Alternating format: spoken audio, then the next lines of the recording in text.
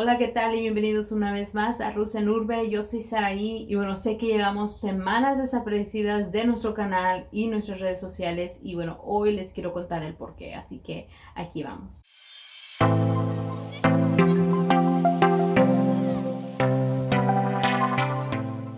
Para aquellos que nos han seguido desde el principio o recientemente, saben muy bien que en nuestro último video les conté sobre mis sueños más locos y les prometí que seguiría la continuación de mis locuras más recientes. Y bueno, lo grabé, está listo, medio listo, pero no pude editarlo y subirlo como había pensado porque pasó algo que nadie estaba preparado. Y lo que pasó fue que hace un mes mi familia y yo fuimos contagiados por el COVID.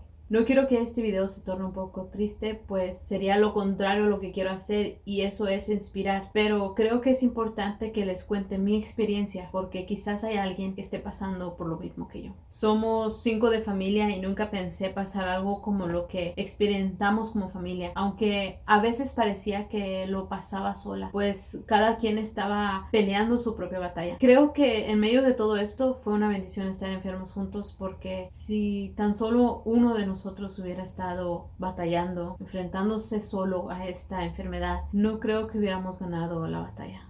Verán, somos una familia muy unida y poder apoyarnos cuando uno estaba más débil o con calentura o sin poder comer era como que si nuestros brazos fueran levantados, eran fortalecidos, así como a Moisés en plena batalla. En el libro de Éxodo cuenta que cuando caían sus brazos, el pueblo se encontraba perdiendo la batalla, pero cuando le levantaban sus brazos, Israel empezaba a ganar. Han sido unas cuantas semanas muy difíciles y en esos momentos que me encontraba sin fuerza, sin aliento, le pedí a Dios que me ayudara o que ya se acabara todo, pero recordé que hay mucho por qué vivir, así que me aferré a la vida y le pedí a Dios que fuera mi aliento, así como en el libro de Ezequiel cuando sopló en esos huesos secos y vivieron. Así que ahora tengo otra razón por la cual vivir. Verán, es como que si hubiera recibido una segunda oportunidad. Fue una experiencia que aunque aprendí mucho, no me gustaría revivirla o que otros la experimenten. El COVID es un monstruo que no puedes ver y peor aún, no viene solo, llega de la mano del miedo. El miedo te atormenta cada vez que escuchas a los tuyos toser o cada noche al dormir te preguntas dónde abrirán los ojos. Al despertar te paraliza al no escuchar un ruido y te preguntas si los tuyos despertaron contigo. Pero la esperanza